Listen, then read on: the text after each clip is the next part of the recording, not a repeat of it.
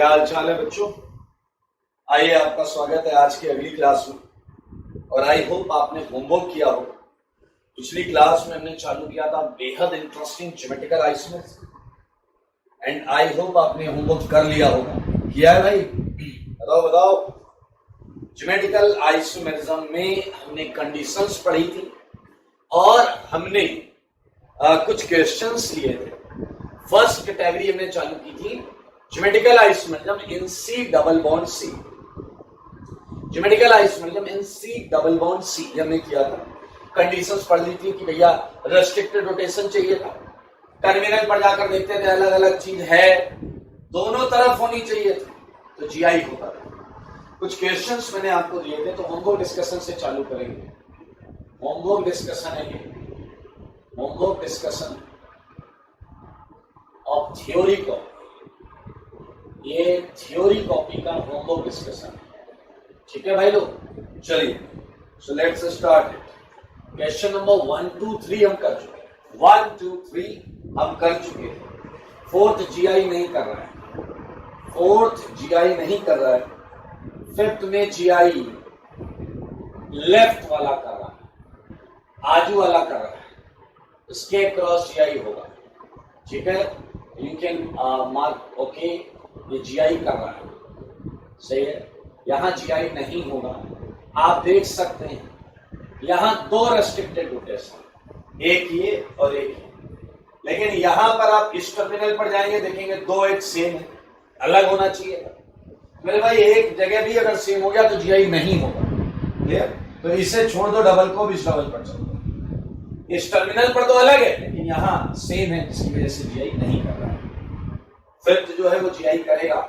इस कार्बन पर आप देखें दो चीजें अलग हैं, क्या दिख रहा है आपको? एक हाइड्रोजन भी है, इस कार्बन पे दिख रहा है आपको एक हाइड्रोजन। तो मेरे भाई ये और ये अलग है, ये और ये अलग है, तो बहुत इजी है। बात करें 6 कर रहा है भाई साहब, दोनों डबल बॉन्ड के क्रॉस जीआई कर रहा है। आजू वाली डबल बॉन्ड के क्रॉस भी कर रहा है, बाजू वाली के क्रॉस भी कर रहा है। सेवेंथ में ए ना आजू वाली ना बाजू वाली, सेवेंथ में ना आजू वाली ना बाजू वाली, बीच वाली डबल बॉन्ड के क्रॉस जीआई होगा।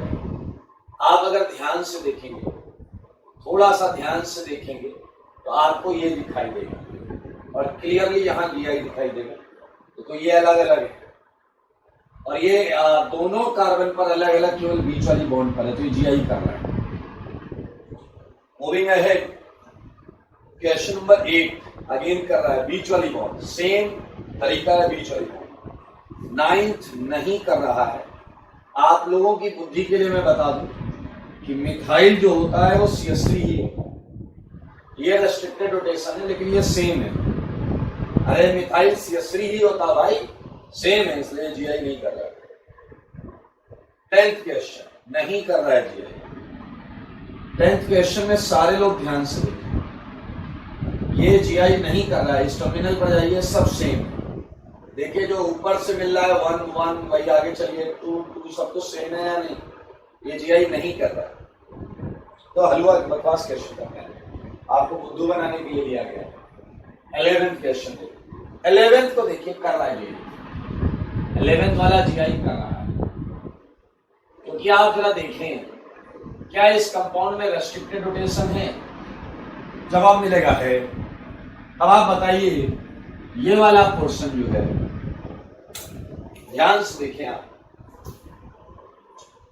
लेफ्ट वाले टर्मिनल पर जाए, लेफ्ट वाले टर्मिनल और यहां देखिए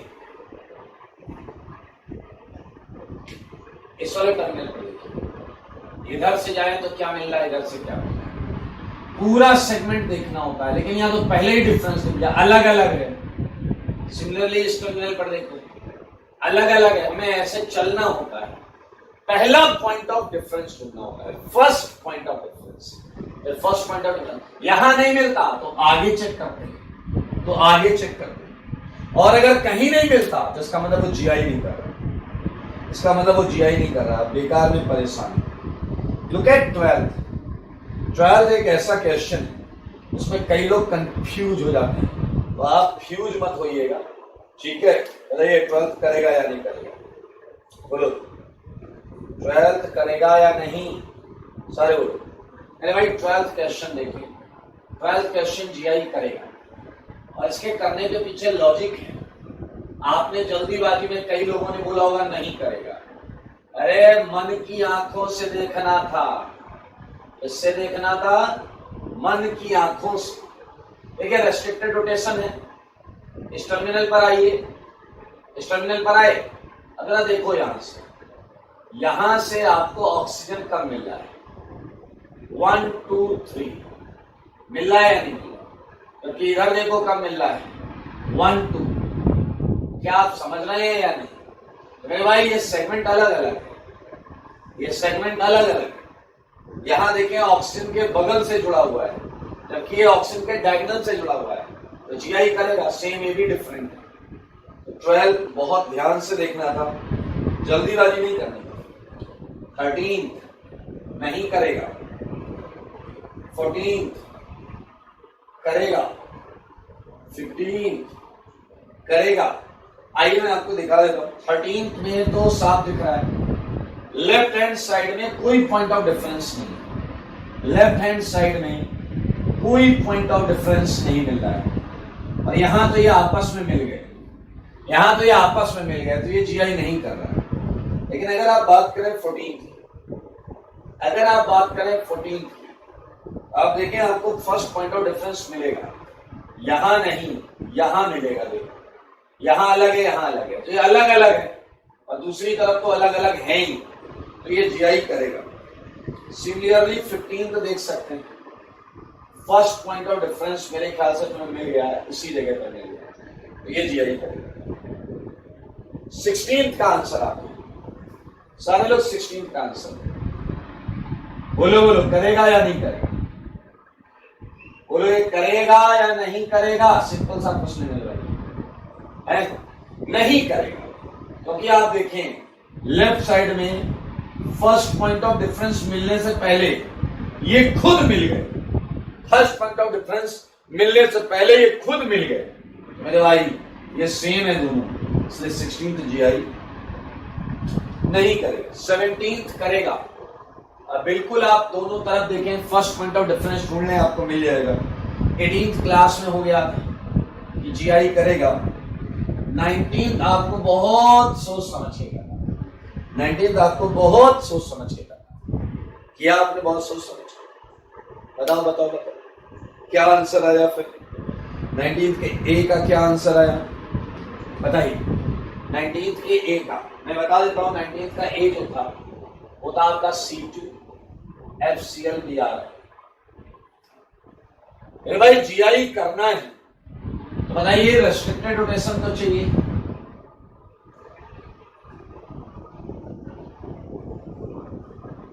क्लियर, बहुत इजी तरीका बताऊं। अब बताओ यहाँ चार अलग चीजें, यहां अलग होना चाहिए और यहां अलग होना चाहिए। मेरे भाई आपकी चारों चीजें अलग हैं, तो हैप्पी हो जाओ, जीआई तो हमेशा होगा। आप कोई भी एक पकड़ लो, इनमें से कोई भी एक पकड़ लो जो आपको अच्छा लगता है, FCL भी आ रहा है, कोई भी एक पकड़ लो, कोई भी एक पकड़ लो, वो इन चार में कहीं तो लगा होगा। मान लेता हूं वो यहां लगा है, मान लो यहां लगा है, ठीक है, तो मुझे बताओ यहां पर कितनी चीजें आ सकती है? 3 चीजें आ सकती हैं, फ्लोरीन को छोड़कर तीनों चीजें आ सकती हैं। 3 आंसर, अरे 3 आंसर है नरेश। फ्लोरीन के साथ क्लोरीन आ सकता है, फ्लोरीन के साथ ब्रोमीन आ सकता है, फ्लोरीन के साथ आयोडीन आ सकता है, तो we have 3 answers, we have 3 answers. बाकी 2 इधर आ जाएगा, bromine iodine, chlorine iodine, bromine, क्या है क्लोरीन आयोडीन, क्लोरीन ब्रोमीन, ये 3 आंसर है। अब आप ये बकवास कर सकते हो कि सर मेरा आंसर तो 6 आया था, मेरा आंसर तो 6 आया, कुछ लोगों ने 6 ही निकाला। पहले तो सुनो, इसका आंसर है 3, आंसर 3। आपने इन सबके ज्योमेट्रिकल आइसोमर्स काउंट कर लिए, आपने इनके ज्योमेट्रिकल आइसोमर्स काउंट कर लिए होंगे, लेकिन question was all about for structural isomers. Question stereo isomers का नहीं था, ये स्टीरियो आइसोमर्स क्वेश्चन कहना था जिनके स्ट्रक्चर अलग हो, स्ट्रक्चर इनका इसका अलग है, तो केवल स्ट्रक्चरल आइसोमर्स देखने थे आपको।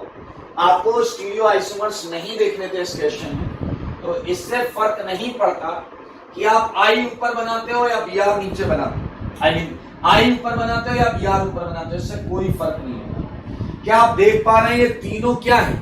Structural isomers. स्पेशली उसमें भी बात करें तो पोजीशन आइसोमर्स, ये 3 पोजीशन आइसोमर्स। मैं हटा देता हूं। 19 का बी पार्ट बड़ा मजेदार है।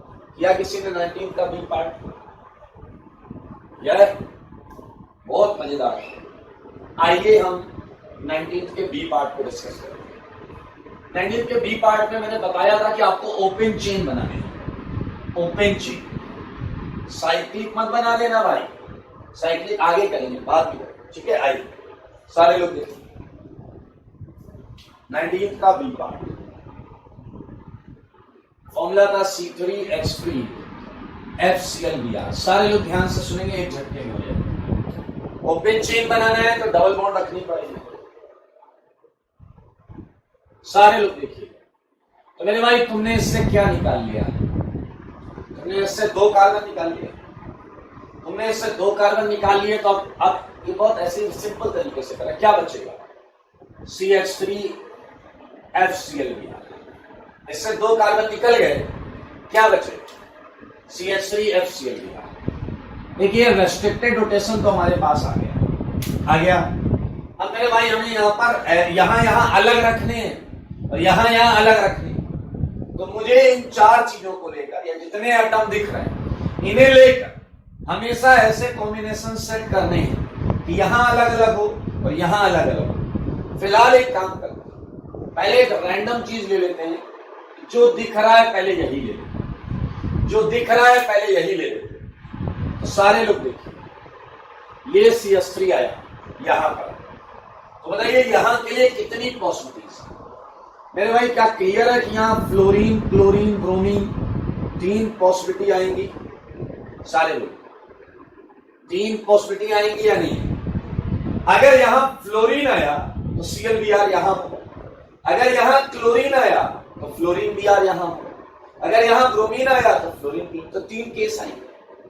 लेकिन सोचने वाला ये केस है मेरे भाई कि ऐसे केसेस क्यों नहीं सोचे हम कि अगर इनमें से कोई एक CH3 के अंदर होता, लाइक दिस CH2, मान लो इसमें से फ्लोरीन अंदर होता, तो मेरे भाई बाहर क्या होता फ्लोरीन की जगह? HClBr। बताओ ये होता या नहीं? बाहर क्या होता? H होता, वहां से एक H आ जाता। तो मेरे भाई अब बताओ इसके भी 3 केस बनेंगे या नहीं? यहां H हो या Cl हो या Br हो, 3 केस बनेंगे और सारे GI करेंगे। आप सोच सकते। तो मेरे भाई 3 और, जब फ्लोरीन अंदर गया, क्या ऐसे ही तर्ज पर आप 3 और नहीं बोल पाएंगे क्या जब Cl अंदर डालूंगा मैं? क्या ऐसे 3 और नहीं बोल पाएंगे क्या जब Br अंदर डालूंगा मैं उसके? अरे डैश नहीं के, देखो ना, ClH2C डबल डबल। सारे लोग इसके भी 3 है, इसके 3, इसके 3, इसके 3। तो यहां पर बाहर क्या क्या होगा? बाहर होगा H, फ्लोरीन, ब्रोमीन। देख सकते हैं आप, इनमें से 3 केसेस आ रहे। एक और चीज आपको समझ में आनी चाहिए, अगर मैं अंदर क्या लूं?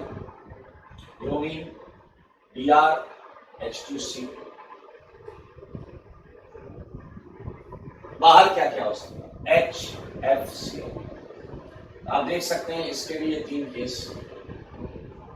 एक और मजेदार चीज, अगर मैं अंदर एक चीज न डाल के 2 चीज डाल, ये आपको समझना पड़ेगा। एक केस मैं लिखता हूं, मैं नीचे लिख देता हूं, ठीक है?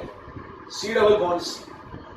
सोचो अगर मैं अंदर 2 चीज डाल दूं, फ्लोरीन एंड क्लोरीन, 2 चीजें मैं अंदर डालूंगा तो बाहर आएंगे 2H और बचेगा ब्रोमीन। ये बाहर बचा। अब आपको पता है कि ये सेट हमेशा GI नहीं करेगा। अगर तुमने Br यहां रखा तो दोनों H यहां जाएंगे, जो GI नहीं करेंगे। तो ये क्लियर है, एक हाइड्रोजन यहां रखना ही पड़ेगा, एक हाइड्रोजन यहां रखना पड़ेगा। तो HBr यहां जाएगा, वो GI करेगा। तो मेरे भाई इसका एक ही केस बनेगा। भाई 2 H बाहर आए हैं, दोनों H यहां नहीं रख सकते, तो एक H यहां, एक H यहां रखो। तो क्या आप देख पा रहे हैं, एक केस आएगा जब फ्लोरीन क्लोरीन अंदर गया। तो क्या आप समझ पाए, एक और केस आएगा जब क्लोरीन ब्रोमीन अंदर जाएगा। क्या आप समझ पाए हैं, एक और केस आएगा जब फ्लोरीन ब्रोमीन अंदर जाएगा। आप चाहे तो बना लीजिएगा, यहां पर आपका आ जाएगा क्या, CCl HBr H और यहां क्या आ जाएगा, फ्लोरीन। ऐसे बना लेना तीसरा, सारे बनवा लेते हैं। इधर आ जाएगा आपका FBr अंदर गया तो Cl HCFBr। मेरे भाई ये देखिए, अच्छा एक बच्चे ने कहा सर तीनों अंदर कर दो, तीनों अंदर कर दोगे तो बाहर आएंगे 3 H, झक मार के लगाने पड़ेंगे यहीं पर, और वो GI नहीं करते। मेरे ख्याल से इट वाज जस्ट काउंटिंग, आप में से कई लोगों का 15 आंसर आया होगा, सो दैट्स गुड एक्चुअली, बहुत अच्छी बात है अगर 15 आया है। तो इसी के साथ हमने ज्योमेट्रिकल आइसोमेरिज्म का पहला सेगमेंट कि ज्योमेट्रिकल आइसोमेरिज्म इन C डबल बॉन्ड C खत्म कर लिया। तो आज हम आगे बढ़ेंगे और अलग अलग टाइप के रेस्ट्रिक्टेड सिस्टम में हम GI करें, ठीक है। So let's start it. मैं इसे हटा देता हूं। आई होप ये क्वेश्चन आपको समझ में आया होगा, आपने एंजॉय किया होगा। हटा रहा हूं इसे।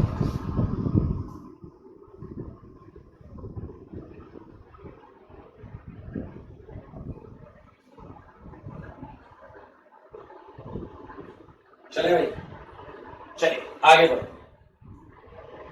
पहला GI हमने किया C डबल बॉन्ड C, तो हम स्टार्ट करेंगे नेक्स्ट कैटेगरी, ज्योमेट्रिकल आइसोमेरिज्म इन C डबल बॉन्ड C के बाद आ गया C डबल बॉन्ड N।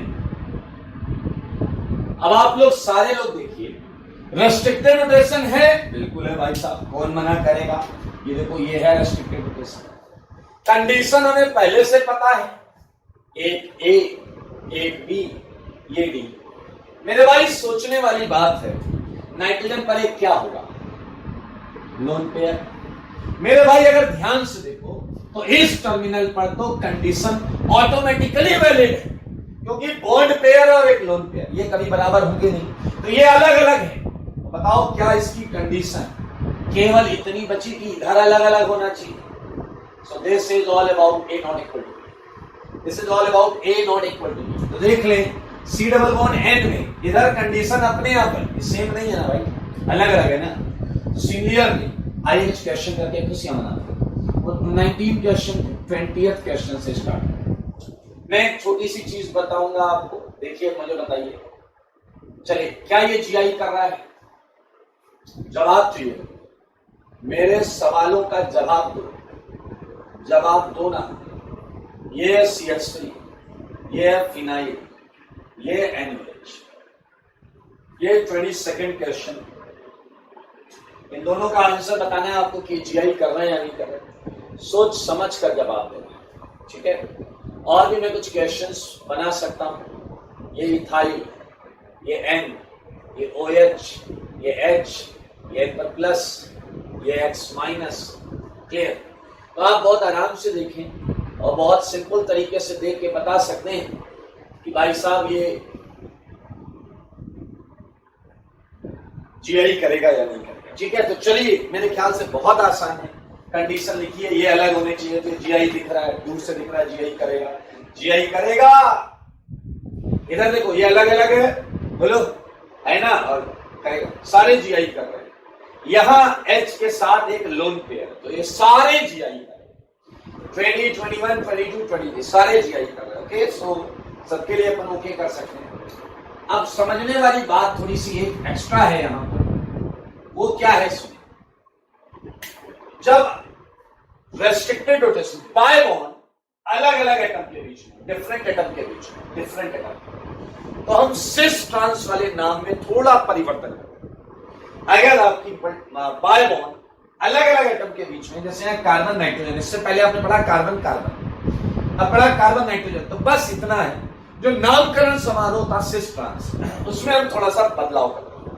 हम सिस की जगह सिन बोलने लगते हैं और ट्रांस की जगह एंटी बोलते हैं। क्या बोलने लगते हैं भाई साहब, सिस की जगह सिन और ट्रांस की जगह एन। तो मैं उस नामकरण के बारे में आपको बताना चाहूंगा। अब मैं जो भी बताऊंगा वो जीआई से अलग एडिशनल इंफॉर्मेशन है।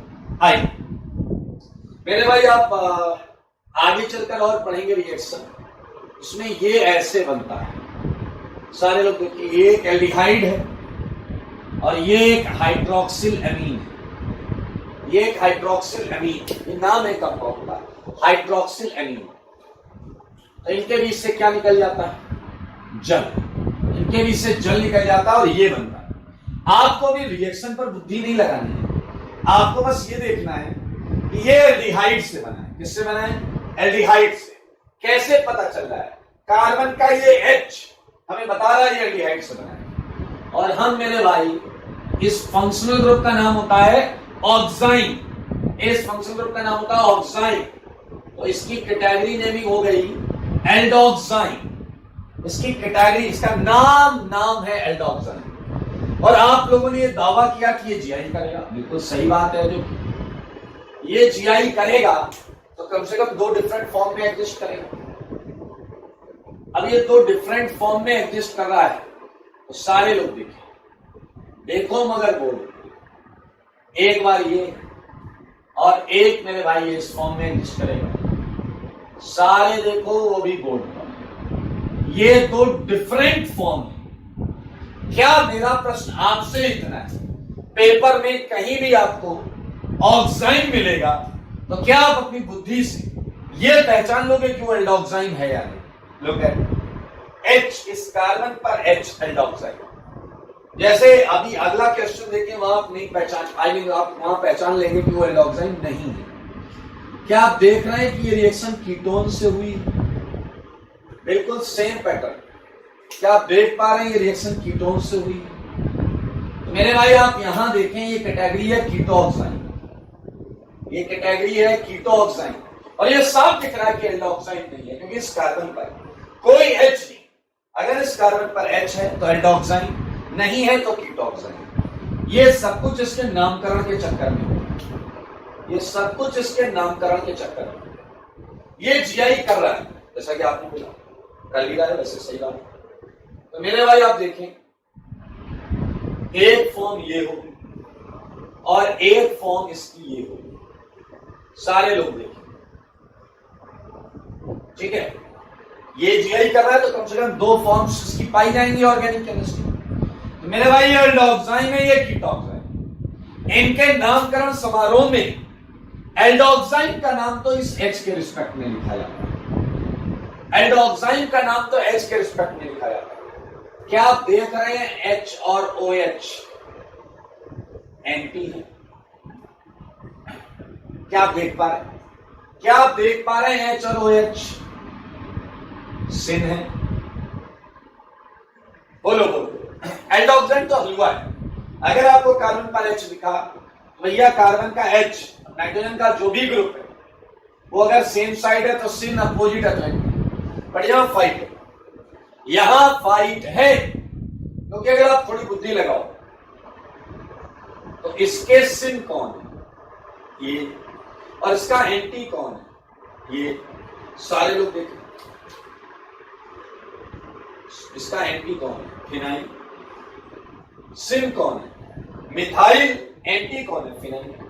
मेरे भाई कीटोक्साइन में किसी भी आइसोमर को आप जो मनाए वो बोलो, पीछे लगे रहा, जो मनाए वो बोले नहीं, डैश। सिन और एंटी में जो मनाए वो बोले, फ्री, एकदम फ्री। पीछे वाले ने कहा मैं सिन बोलना चाहता हूं, उसके बाजू वाले ने कहा मैं एंटी बोलना चाहता हूं। एक ने बोला मैं सिन बोलना चाहता हूं, एक ने बोला मैं एंटी बोलना चाहता हूं। मैंने कहा बोलो बोलो, कोई दिक्कत नहीं है, कोई टैक्स नहीं लगेगा।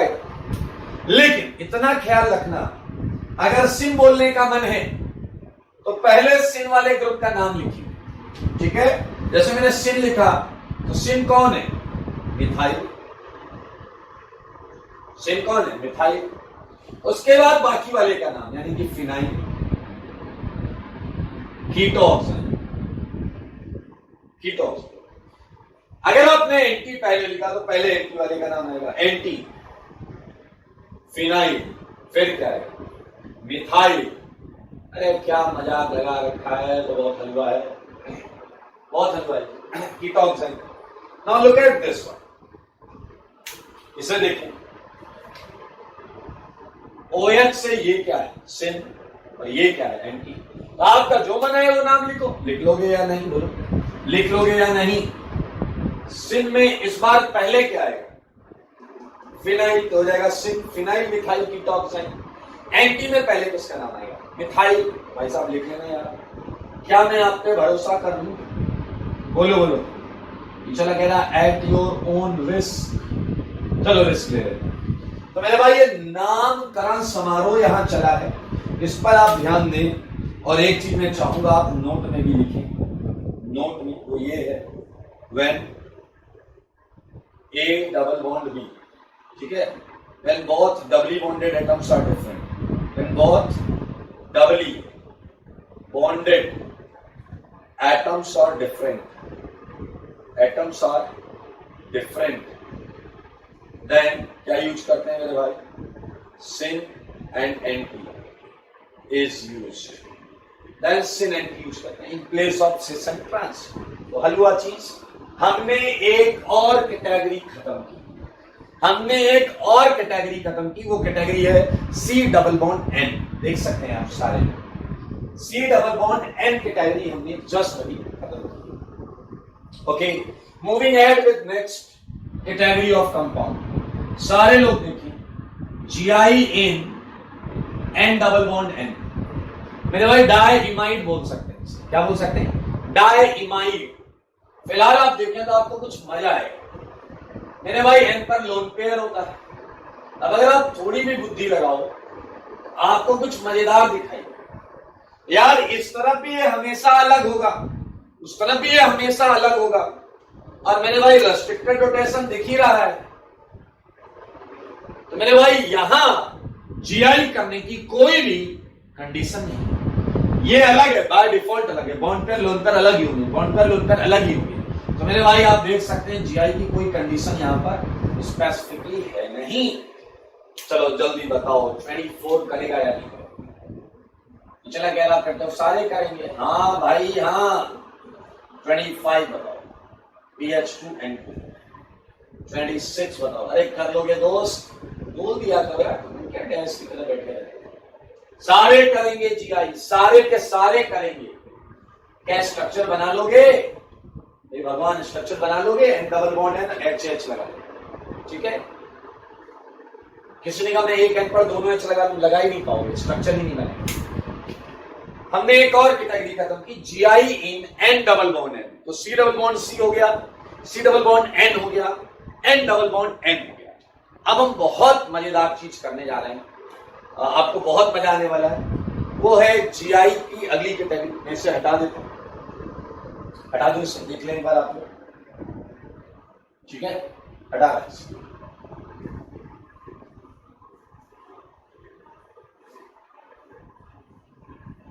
अब हम चलेंगे मेरे भाई अगला रेस्ट्रिक्टेड रोटेशन, रिंग को लेंगे। किसे लेंगे? रिंग को। मेरे भाई एक बात याद रखना, आप लोग आइसोमेट्री में पढ़ रहे हैं, अभी आगे ऑप्टिकल आएगा और चैप्टर्स आएंगे। आप कोई भी ज्योमेट्री, कोई भी आइसोमेट्री तब तक अच्छी तरीके से नहीं सीख सकते जब तक दिए हुए कंपाउंड को उसकी एक्चुअल फॉर्म में नहीं समझेंगे, जब तक दिए हुए कंपाउंड को उसकी एक्चुअल फॉर्म में नहीं समझेंगे। ये बहुत इंपॉर्टेंट। तो आइए अगली कैटेगरी को समझिए। मैं यहां पर बहुत ज्योमेट्री भी समझाऊंगा आपको, क्योंकि मुझे आप पर भरोसा नहीं कि आप ज्योमेट्री समझ रहे हैं। जीआई इन साइक्लोएल्कीन, जीआई इन साइक्लोएल्कीन।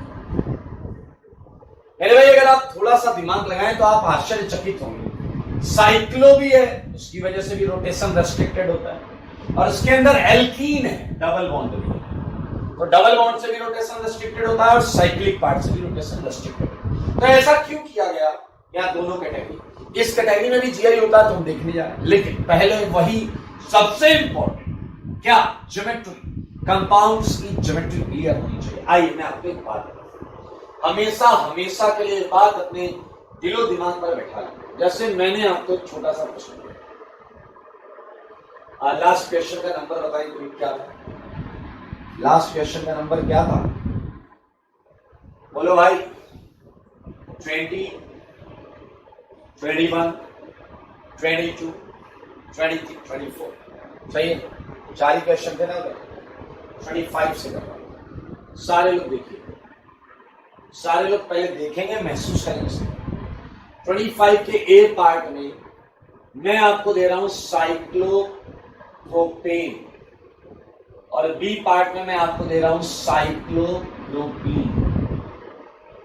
ये केवल इसलिए कि आप पहले इन स्ट्रक्चर्स को समझें, ठीक है? बहुत जरूरी है, बहुत ज्यादा जरूरी। साइक्लोप्रोपीन मेरे भाई आप ऐसे बना लेते हैं, फिर आपसे पूछो ना इसके हाइड्रोजन कहां है तो मुंह देखने लगते।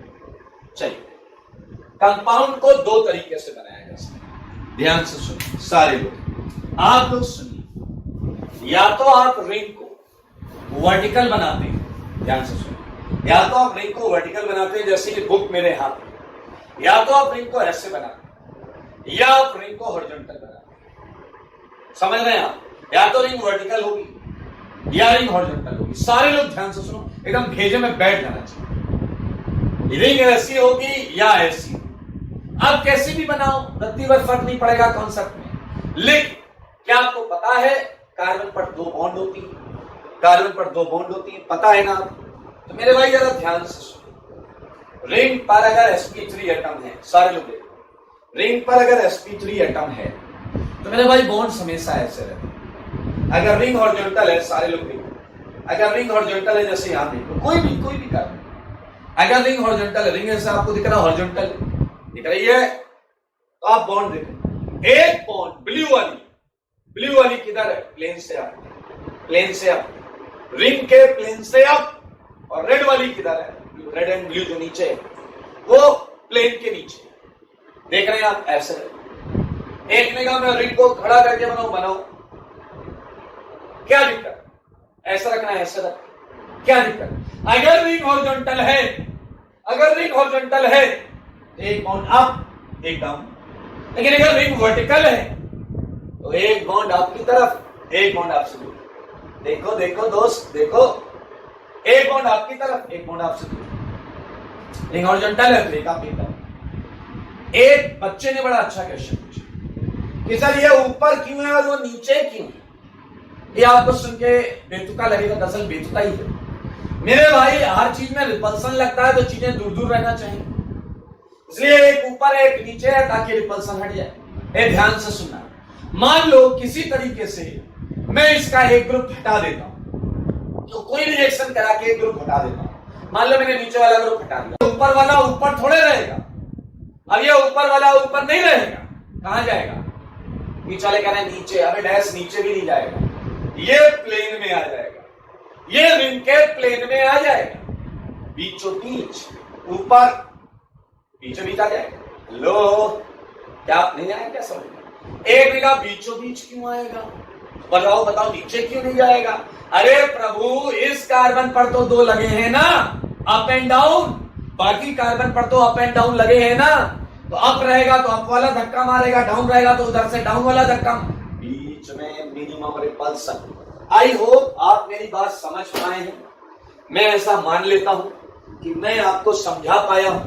तो मैंने ये एग्जाम्पल इसीलिए लिया है, मैं एक बार साइक्लोप्रोपेन को हॉरिजॉन्टल बनाना चाहूं।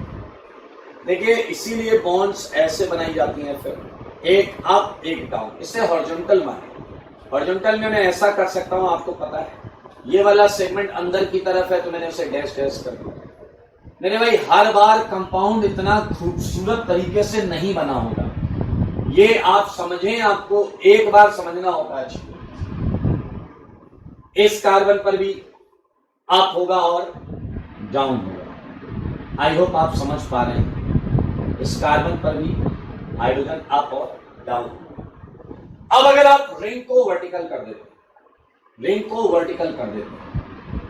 करो, किसने मना किया? मेरे भाई, अब एक हाइड्रोजन अंदर होगा, एक हाइड्रोजन बाहर होगा, एक हाइड्रोजन अंदर होगा, एक सेम चीज है मेरे भाई, सेम चीज। क्या आप महसूस कर पा रहे हैं? ये सेम चीज ये दोनों सेम मेरे भाई, बस प्लेन का फर्क है, बोथ आर सेम मेरे भाई। बहुत छोटी सी चीज है ये, यूजली आपको आनी चाहिए बट मैं आप पर भरोसा नहीं कर रहा हूं। Both are same. यहां मैं बता दूं, रिंग जो है, रिंग वर्टिकल है और यहां रिंग क्या है, हॉरिजॉन्टल है। एच भी ऐसा लिखना नहीं है, अपने को समझना है। तो क्या आपको ये कॉन्सेप्ट समझ में आया? बोलो बोलो, आ गया कॉन्सेप्ट समझ? तो बताइए सबसे अच्छी फील कौन दे रहा? मेरे ख्याल से ये थोड़ी ज्यादा बेटर फील देता है। तो मैं साइक्लोप्रोपीन बनाने जा रहा हूं। साइक्लोप्रोपीन मेरे भाई जरा ध्यान से देखिए, मैं हॉरिजॉन्टल रिंग बनाना चाह रहा हूं, ठीक है। अब हॉरिजॉन्टल रिंग में मैंने ये क्या कर लिया, ये डार्क कर लिया, ये डार्क कर लिया। अब आपको पता है इसमें एक डबल बॉन्ड लगेगी, इसमें एक डबल बॉन्ड लगा है अपने को, इसमें एक डबल बॉन्ड लगा। तो डबल बॉन्ड दो कार्बन के बीच में लगेगी। तुम कोई भी दो कार्बन ले सकते हो, ये ले सकते हो, ये ले सकते हो, ये ले सकते हो, कोई भी ले सकते हो, यू आर फ्री। तो मेरे भाई कोई भी लीजिए, एक मैं ले लेता हूं, कोई एक आप घर में कोई दूसरी ले लेना। अगर मैं एक इधर और इधर कार्बन के बीच में डबल बॉन्ड लगाऊं, अगर मैं इधर और इधर कार्बन के बीच में डबल बॉन्ड लगाऊं, तो क्या आप जानते हो उसके लिए मुझे एक इधर से एटम हटाना पड़ेगा, एक एटम इधर से हटाना पड़ेगा। तो अगर एक एटम इधर से हटा, एक इधर से हटा, ये तुम्हें बहुत इजी लग रहा, सामने वाला तो सामने वाला हटा। एक एटम इधर से, मैं सामने वाले दो कार्बन के बीच में डबल लगाऊंगा, ठीक है, हैप्पी। एक एटम इधर से हटाओ, एक एटम इधर से हटाओ। अगर एक एटम इधर से हटेगा, एक इधर से हटेगा, तभी डबल बॉन्ड आएगी। बताओ भी आएगी तभी डबल बॉन्ड। सारे देखो, सारे देखो, बट बोर्ड ये आगे डबल बॉन्ड। एक सेकंड में वापस बना, ये डबल बॉन्ड आ गया। मैं अंदर वाली बॉन्ड को डैश डैश दिखा देता हूं ताकि आपको फील आए कि अंदर की तरफ। मेरे भाई लेकिन एक एक हटाने पर, कोई भी एक हटाओ, तुम्हारी मर्जी, जो भी एक हटाओगे बचा हुआ एच प्लेन में आएगा या नहीं, रिंग के प्लेन में आएगा या नहीं, सारे बताओ, रिंग के प्लेन में आएगा या नहीं। वो ना ऊपर होगा ना नीचे होगा। और इस वाले कार्बन पर एक एच ऊपर होगा। मैं थोड़ा सा और बड़ा कर देता हूं, हॉरिजॉन्टल फील गायब हो जाती है, बड़ा कर देता, हॉरिजॉन्टल फील जो होती है वो गायब हो जाती है। खैर मैं मान रहा हूं कि आप समझ रहे। आप देखो ये एच रिंग के प्लेन। अच्छा सोचो, इस एच की इस एच से डिस्टेंस वही है जो इस एच की इस एच से डिस्टेंस, बिल्कुल सेम। तो मेरे भाई मैं एक और बना देता हूं जो मैं उधर ले रहा था, ताकि आप लोग एकदम सही बुद्धि का प्रयोग करें। इधर डबल, अगर मेरे भाई इधर डबल आ गया तो ये एच प्लेन में आ जाएगी। अब यहाँ का प्लेन वाला एच बनाना टफेस्ट काम है, ये ऊपर नहीं है, प्लेन में।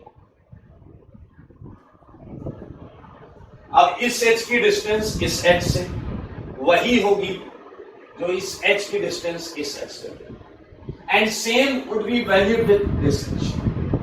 क्या मेरी बात समझ पाए? तो ये साइक्लोप्रोपीन साइक्लोप्रोपेन का बेसिक स्ट्रक्चर है। मैं क्वेश्चन नंबर 25 नहीं दे रहा हूं, बेसिक इंफॉर्मेशन, जनरल इंफॉर्मेशन, ठीक है। आओ बढ़े आगे, सारे देखना मजेदार चीज मिलने वाली है। क्वेश्चन नंबर 25 साइक्लोप्रोपीन, सारे साइक्लोप्रोपीन। अब आपको सच देखना पड़ेगा, ये डबल बॉन्ड, ये डबल बॉन्ड। मेरे भाई समझिए, यहां एच इसी के प्लेन में। अगर आप कंडीशन ऑफ जीआई की बात करें तो मेरे भाई आप देखें रेस्ट्रिक्टेड रोटेशन है, कोई बात नहीं। आप यहां ये भी देख सकते हैं कि अलग अलग चीजें, ये अलग है, ये एच अलग है। जब देखिए ये अलग है और ये एच अलग है, तो जीआई की कंडीशन होती हुई भी लग रही है। लेकिन किसी कंपाउंड में ज्योमेट्रिकल आइसोमेरिज्म के होने का क्या मतलब होता है? किसी कंपाउंड में जीआई के होने का क्या मतलब होता है बताइए? जीआई होने का मतलब है कि वो कंपाउंड कम से कम दो ज्योमेट्रिकल आइसोमेरिक फॉर्म्स में एग्जिस्ट करेगा। तो भैया इसमें कंडीशन तो लग रही है, चलो इसकी दूसरी फॉर्म के बारे में सोचते हैं। Think about this. मेरे भाई एक एच इधर रिंग के प्लेन में डबल बॉन्ड, और एक एच में। Now how it is possible? एक कार्बन है तुम्हारे पास, एक, उस कार्बन से तुम इधर से स्टार्ट करो, और इधर लाकर जोड़। Is it possible? Is it possible? हो सकता है क्या ये? का एक ने कहा ऐसा ऐसा कुछ ऐसा रस्सी ला के बांध दो। अबे रस्सी धागा नहीं लाएंगे, रस्सी धागा नहीं लाएंगे। आप चाहें तो इसमें थोड़ा इजी पड़ेगा वर्टिकल रिप्रेजेंटेशन, उसमें थोड़ा इजी पड़ेगा वर्टिकल रिप्रेजेंटेशन। देखना ये नीचे है, ये वाला पोर्शन है। इस जहां एक एक्स बाहर है एक एक्स अंदर लगा रहे हैं तो उससे कोई लेना देना नहीं। ये जीआई की कंडीशन तो कर रहा है, लेकिन मेरे भाई एक एक्स यहां नीचे कर दिया, एक ऊपर कर दिया। अब रिंग में एक ही कार्बन बचा है, तुम्हें यहां से स्टार्ट करना है और यहां लाके पैक करना है। It's never possible, it's never possible in 3 member ring. मेरे भाई सोचो जरा, ट्रांस कंपाउंड में ना ये 4 एटम तो एक प्लेन में होने ही चाहिए, 4 एटम तो एक प्लेन में होने चाहिए, मुड़ ही नहीं सकता ये वाला कार्बन लेफ्ट राइट कहीं जा ही नहीं सकता प्लेनर ज्योमेट्री की वजह से। आप इसे ऐसे घुमा के रिंग बनाने की बात करें, इम्पॉसिबल। अच्छा 5 कार्बन लोगे तो जाके ये कार्बन या तो इस बोर्ड के प्लेन से अंदर जाएगा या बोर्ड के प्लेन से बाहर आएगा। मान लेते हैं अंदर, अरे जुड़ तो अभी भी नहीं पाएगा। मेरे भाई क्या आप समझ गए कि 25 साइक्लोप्रोपीन जीआई नहीं कर, ये 100% इसी फॉर्म में रहता है, 100% सिस फॉर्म में रहता है और इसका ट्रांस हो ही नहीं सकता, इसका ट्रांस हो ही नहीं सकता। लेकिन अगर आप मनुष्य हैं तो आपके पास भेजा भी होगा। अगर ऊपर वाले ने आपको भेजा है, भेजा तो आप सोचिए आज नहीं तो कल जब पढ़ेंगे कार्बन एटम एक अच्छे खासे नंबर के बाद, तब जीआई होना चालू हो जाएगा।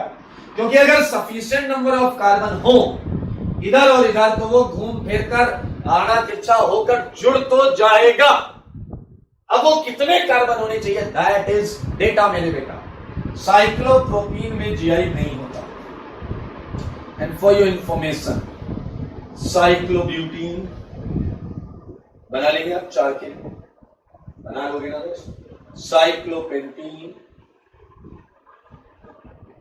साइक्लोहेक्सीन,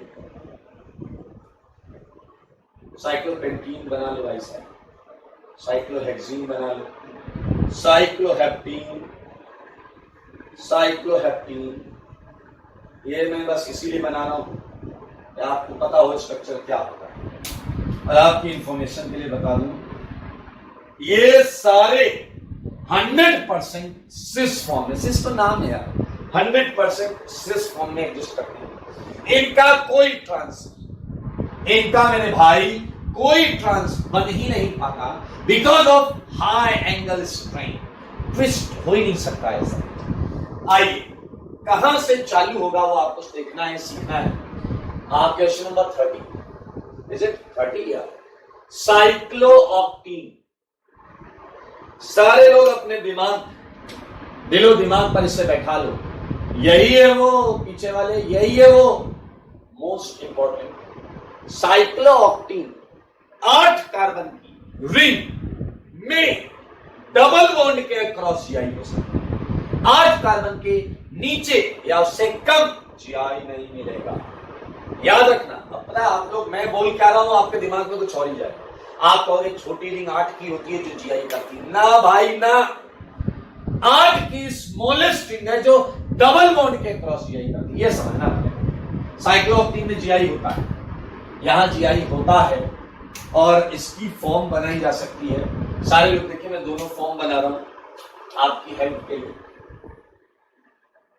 ये सिस फॉर्म है, आप देख सकते हैं, इसमें किसी को कोई इश्यू नहीं है। नाउ फॉर ट्रांस, थोड़ा समझना पड़ेगा, ध्यान से देखिए। ये देखिए, ये हाइड्रोजन, ये हाइड्रोजन। अब हमारे पास है 6 एटम और 2 तो डबल बॉन्ड में लग गए, 2 डबल बॉन्ड में लग गए, तीसरा चौथा। मेरे भाई इतने एटम तो प्लेन में ही रहेंगे क्योंकि ये डबल बॉन्ड है, ट्राइगोनल प्लेनर है। अब 4 एटम बचते हैं, 4 एटम के पास फ्रीडम है। मैं वो कार्बन जो बाकी कार्बन है 4, वो आपके बोर्ड के प्लेन के बाहर भी हो सकते हैं और बोर्ड के प्लेन के अंदर भी हो सकते हैं। लेकिन इस कार्बन पर अगर अंदर है तो इस कार्बन पर भी हमें अंदर ही बनाना पड़ेगा, क्योंकि रिंग बननी है, रिंग भाई। डबल ये कार्बन, डबल ये कार्बन, अब ये आएगा जुड़ के, तो इधर भी तो ऐसे ही आना चाहिए, तभी तो रिंग बनेगी।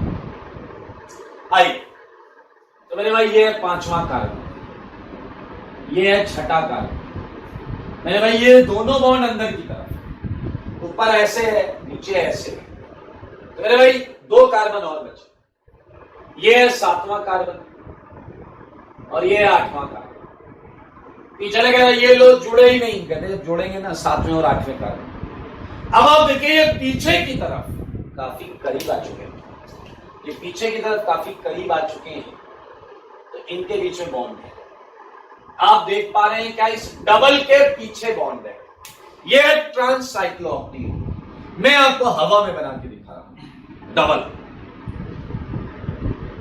ये चार बॉन्ड प्लेन में डबल, ये पांचवा कार्बन, छठा कार्बन, सातवां कार्बन, आठवां कार्बन, ज्वाइन दिस।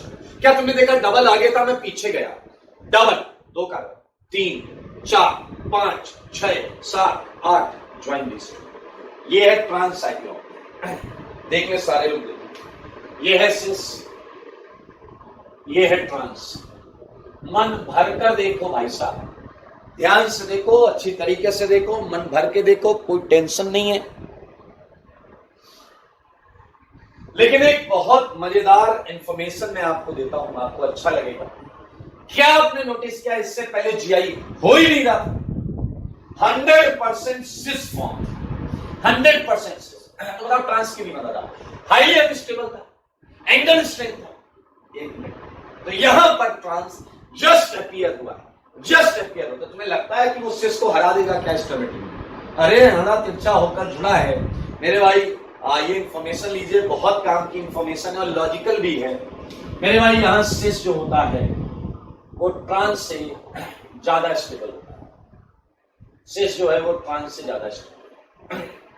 हाँ, आप ये और समझिए कि और कार्बन बढ़ते जाएंगे तो सिस और ट्रांस में स्टेबिलिटी का डिफरेंस कम होता जाएगा, क्योंकि फ्लेक्सिबिलिटी बढ़ती जाएगी, ट्रांस में जो एंगल स्ट्रेन है वो कम होता जाएगा। अच्छा बताओ, अगर 8 की रिंग ने कर दिया है तो साइक्लोनोनिन करेगा या नहीं?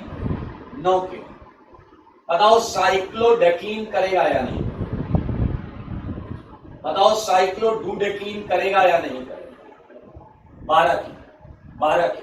अरे ऑब्वियस सी बात है यार, जब कर दिया 8 कार्बन ने तो 9 10 11 12 100 200 500 700 1000 2000 20 सब करेंगे। कार्बन बढ़ गए, ज्यादा वाले तो करेंगे। लेकिन अब आप सिस ट्रांस का ये देखते रहे रेशियो, सिस ट्रांस, साइक्लोनोनिन, यहां आता है साइक्लो, ये मेरे ख्याल से एक अनडेकीन आएगा बीच में, 11 कार्बन का आएगा साइक्लो अनडेकीन, और एक आएगा आपका साइक्लो डुडेकीन। अगर आप साइक्लो अनडेकीन देख रहे हैं तो यहां पर मेरे भाई अनडेकीन में सिस और ट्रांस की स्टेबिलिटी क्लोज हो जाती है, सिस और ट्रांस की स्टेबिलिटी क्लोज हो जाती है, काफी कंपेरेबल, जैसा कि मैंने कहा था डिफरेंस। और डुडेकीन से ट्रांसफॉर्म में आ जाता है, डुडेकीन से ट्रांसफॉर्म में आ जाता है। ऐसा some sort of information that 8 वाला होगा, सही है। ओके, सो 33 अभी करेगा जीआई, नाउ चलेंगे अबाउट 34 जीआई करेगा, 35 या घर से करके लाइए, ठीक है, घर से करके लाना।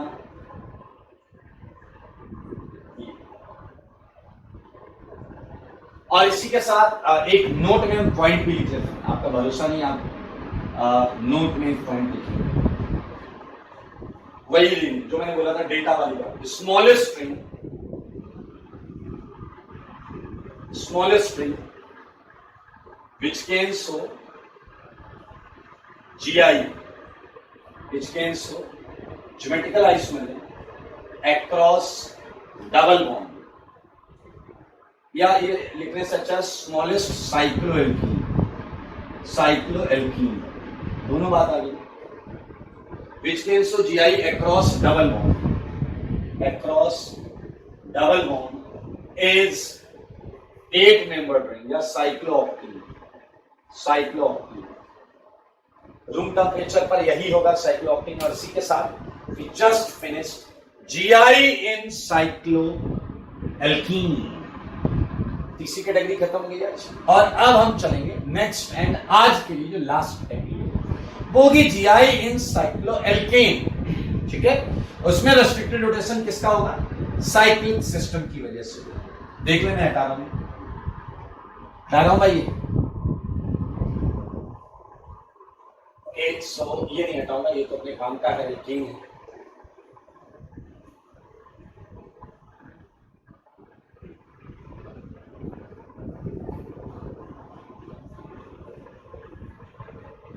चलो, बहुत अच्छे मेरे भाई। GI इन साइक्लोएल्केन। अब आप देखिए रेस्ट्रिक्टेड रोटेशन केवल रिंग की वजह से। लुक एट दिस क्वेश्चन, दोनों सेम है वैसे। आपको रिंग देखनी आती, अब डबल नहीं होगी। Now it's totally on you कि आप हॉरिजॉन्टल या वर्टिकल देख रहे हैं। मैं एक फॉर्म हटा रहा हूं, आपको दोनों आना चाहिए, सेम ही था। ठीक है मेरे भाई, ऑब्वियसली यहां रेस्ट्रिक्टेड रोटेशन तो है लेकिन बाकी कंडीशंस नहीं है। आओ आपको बताओ, ये रिंग हॉरिजॉन्टल है, हॉरिजॉन्टल है। सोचो अगर यहां A हो, यहां B हो, यहां D हो, यहां E हो। अब आप जरा क्वेश्चन को देखिए, तो क्या आप देख पा रहे हो यहां रोटेशन रेस्ट्रिक्टेड है? देखो रेस्ट्रिक्टेड रोटेशन रिंग की वजह से। रिंग का साइज मैटर नहीं करता, 3, 4, 5, 6, 700, 200, 2000 कोई भी रिंग साइज हो, रेस्ट्रिक्टेड रोटेशन। तो क्या आप समझ रहे हैं कि अगर कंडीशन वही पुरानी आ जाए, वही पुरानी कंडीशन अगर आ जाए, A not equal to B and D not equal to E, तो मेरे भाई दो फॉर्म्स बन जाएंगे।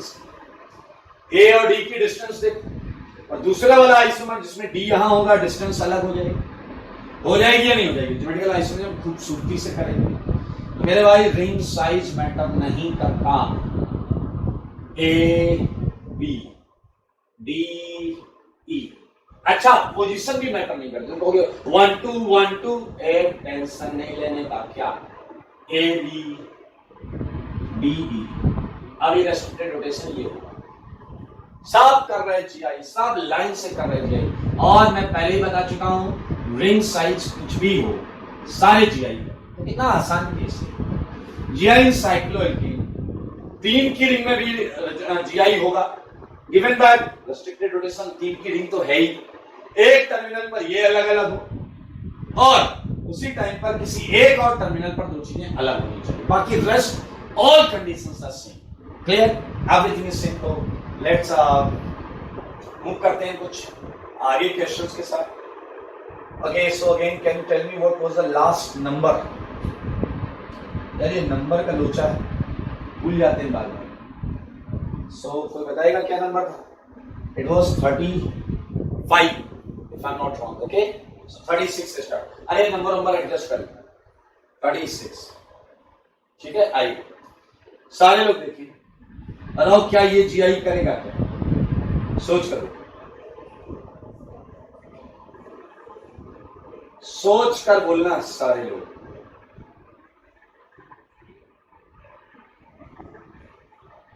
सोचो और फिर बोलो। आपको क्वेश्चन अच्छी तरीके से ड्रॉ करके नहीं मिलेगा, आपको बुद्धि लगानी पड़ेगी। सोचो इन सारे क्वेश्चंस के बारे में।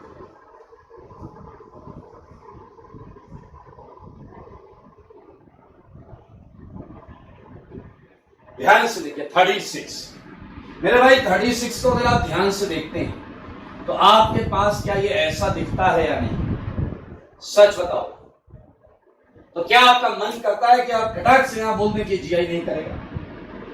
बताइए, मन करता है या नहीं करता?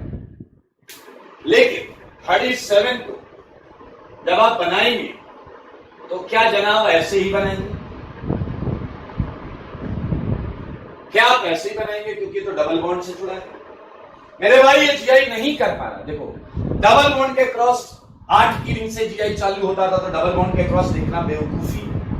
So you have only one terminal, A not equal to B. There is no any other terminal of up and down, D and E. तो ये GI नहीं करेगा। Talking about 38, क्या आपके छोटे से दिमाग में कुछ छोटा सा ये कॉन्सेप्ट आया या नहीं आया कि ये तो कंडीशन जबरदस्त है, यहाँ हाइड्रोजन है भाई। कई बच्चे कहते हैं ये हाइड्रोजन कहाँ से आया, ये हाइड्रोजन कहाँ से आया, डैश लगे होते हैं यहाँ पे। मेरे भाई आप देख सकते हैं 38 बिंदास GI कर, कोई नहीं रोक सकता, 38 GI कर। 39 आप बताओ करेगा क्या? 3 की रिंग में नाइट्रोजन फंसा हुआ, हेटेरोसाइक्लिक रिंग है, इधर मिथाइल है, यहाँ HB है, N पर आपको पता है लोन पेयर हो जाए। अरे करेगा यार, साफ मेरे ख्याल से तुमने देख लिया है क्या? ये CH3H अलग है 39 GI करेगा। तो मैं आपको दूंगा क्वेश्चंस जो आप अपने घर से करके राइट, जल्दी से लिख लो। मैं क्वेश्चंस दे रहा हूं, आप लोग अपने घर से करके लाइएगा, आपसे रिक्वेस्ट करता हूं मैं। ये पहाड़ियां नहीं बना रहा हूं, 3 की रिंग है, हमारा भरोसा नहीं।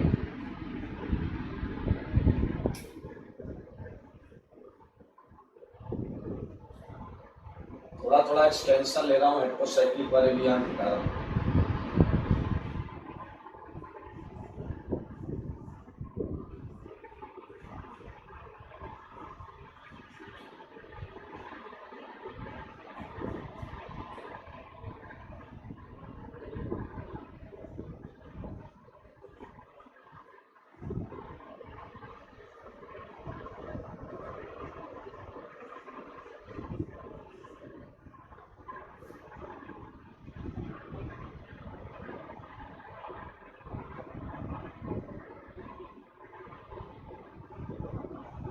ये सारे क्वेश्चंस आपको करके लाएंगे।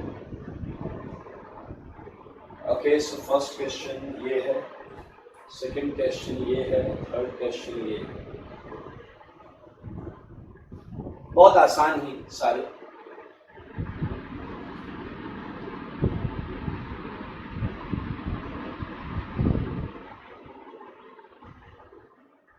NH लगा हुआ है, NH लगा हुआ है, आई होप आप समझ जाएंगे। NH लगा हुआ है, हाफ सेंचुरी हो गई है इसके साथ। ज्योमेट्रिकल आइसोमेरिज्म के क्वेश्चंस का अर्थ सतत पूरा होता है और साइक्लिक सेगमेंट में हमें GI करना है।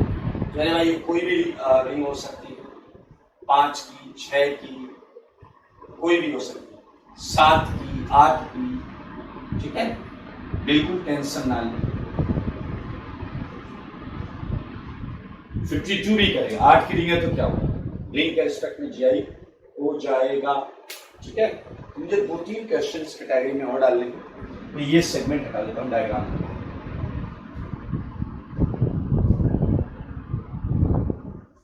(52, 53) लाइक ये है NH, ये है NH, ये है डबल बॉन्ड, ये है डबल बॉन्ड। 54 NH, हाई लगाओ, डबल बॉन्ड दो, NH। 55 NH, double bond dो। Look at this, okay, so these are the questions जिसमें रिंग के क्रॉस हम GI देख रहे हैं। याद रखें, रिंग में डबल बॉन्ड के क्रॉस हम पढ़ चुके हैं, रिंग में डबल बॉन्ड के क्रॉस हम पढ़ चुके हैं। लाइक ये तो जो कर लिए बता दो, 4 तो कर लिए थे, 39 तक तो कर लिए। ये कुछ क्वेश्चंस और हैं। 56 डबल बॉन्ड, ठीक है। 57 मेरे भाई यहाँ जैसे 2 रेस्ट्रिक्टेड रोटेशन है, डबल बॉन्ड वहां देख लिया, उसके बाद रिंग पर भी देखना पड़ेगा, और अगर आपने कहीं भी छोड़ दिया तो आंसर छूट सकते हैं।